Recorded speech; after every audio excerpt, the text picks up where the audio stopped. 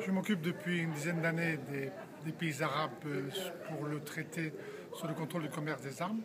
Et je pense qu'il est bon de revenir un peu sur le cas assez particulier que présente le groupe arabe ou les 23 pays de la Ligue arabe. Il est sûr qu'ils n'ont pas été extrêmement volontaires pour avoir ce traité qui limitait leurs actions.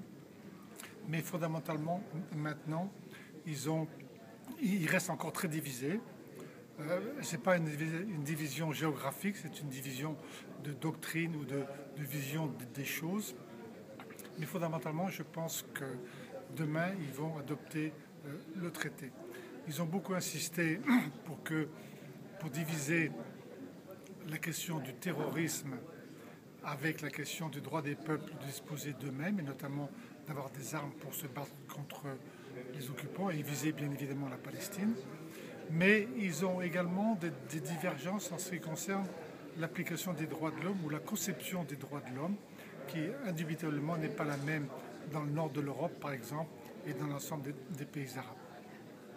Ils ont également insisté, aux côtés de l'Union européenne et de beaucoup d'autres pays du monde, de façon à ce que les munitions soient intégralement incluses dans la liste des armes et que les risques de détournement des munitions soient pris en compte.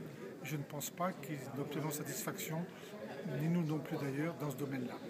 Enfin, pour terminer, je pense que même réticents, même un peu en traînant les pieds, les pays arabes vont voter le traité demain et qu'ils partiront, à l'instar de l'ensemble des autres délégués, contents de la mission accomplie, même si le texte lui-même ne leur donne pas complètement satisfaction. Donc un bon point pour les pays arabes fondamentalement, et leur population, leur peuple seront satisfaits de ce que leurs délégués ont fait.